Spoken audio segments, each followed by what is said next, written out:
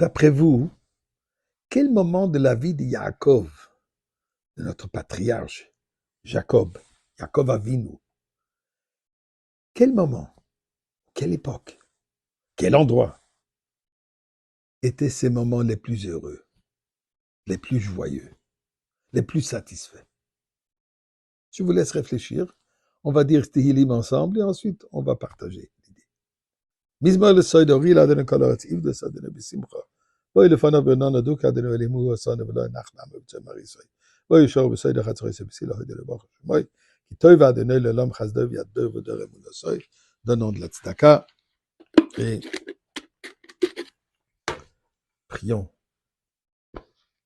espérons pour la grande bénédiction. La bénédiction finale. Parachat de cette semaine commence avec les paroles. Vayechi Yaakov Beret Mitzrayim Shva Esreshana. Yaakov, il a vécu en Égypte 17 ans. Dit le Baal HaTurim, le chiffre 17 correspond au mot hébreu Tov, Tet, Vav, Bet, 9, 6, 2, 17. Et il nous dit, les meilleures années de la vie de Yaakov étaient ces 17 dernières années de sa vie quand il était ensemble avec tous ses enfants, Yosef, le vice-roi, en Égypte. Mais ça demande une explication. Yaakov était avec ses parents. La sainteté, la kedusha, la pureté. Dans le foyer de ses parents. Yitzhak, prophète, Yaak, Rivka, prophétesse. Égypte, il était mieux que chez ses parents. Ensuite, il était dans la yeshiva de Shem Ve'ever, en train d'étudier la Torah. En Égypte, mieux qu'à la yeshiva, je peux vous dire, il n'y a rien de plus heureux, il n'y a rien de plus joyeux dans la vie que passer sa vie à la yeshiva. Égypte représente quoi? La corruption, l'immoralité, l'idolâtrie. Là, il est mieux que chez ses parents.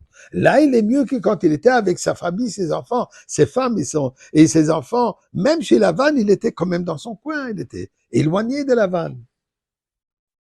Comment est-ce qu'on peut dire que ça, c'était le meilleur moment? Eh bien, la réponse, on trouve dans la bénédiction qu'il donne à ses petits-fils. Passouk de nous dire, avant son décès, ses petits-fils, Yosef a amené ses fils, donc les petits-fils, Ephraim et Menaché. Et écoutez ce que le Passouk nous dit. Vayevarachem bayom ahu lemor. Et Jacob, il est béni dans ce jour, en disant, B'cha yevarech Israël lemor. En vous, le peuple juif se bénira. De quelle manière? En disant, Yisimcha Elokim qu'Ephraim v'chim Menaché. Que Dieu te fasse. Il dit, Jacob, il dit que chaque fois qu'un parent va bénir ses enfants, chacun qui va donner une bénédiction à quelqu'un d'autre, il dira que tu sois, que Dieu fasse que tu sois comme Ephraim et Menaché. Pourquoi est-ce qu'il ne dit pas qu'il soit comme Abraham Avinu, comme Yitzhak, notre patriarche? Pourquoi il a parlé de ses petits-enfants? Bon, ils sont fantastiques, il les adore, il les aime, il est fier d'eux. Mais quand même, ils ne sont pas Abraham, ils ne sont pas Yitzhak. Ils ne sont même pas Yaakov non plus. Pourquoi cette bénédiction? Eh bien, Yaakov dit la chose suivante. Ce qu'il y a de particulier en Ephraim et Menaché, Ephraim et Menaché, ils sont nés en Égypte. Ils sont éduqués en Égypte. Ils sont continuellement entourés de la société égyptienne. Ils sont habillés comme des princes. D'ailleurs, les oncles, ils n'ont pas reconnu Ephraim et Menaché, que ce sont des enfants de Yosef, que ce sont des tzadikim. Pour eux, c'était des Égyptiens comme le reste. Yaakov, il voit ici quelque chose d'extraordinaire.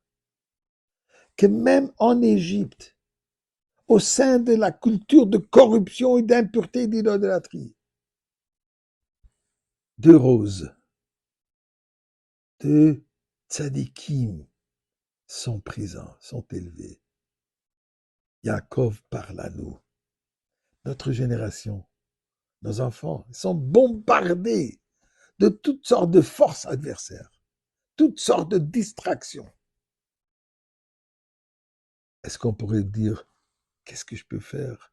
Nous dit Yaakov, tu es capable que Dieu fasse que tes enfants soient comme Ephraim et Ménaché. Eux aussi, ils étaient bombardés d'une culture adversaire. Et malgré ça, c'était les tzadikim. Et pour cela, ça c'était ses meilleures années. Quand ils voient que malgré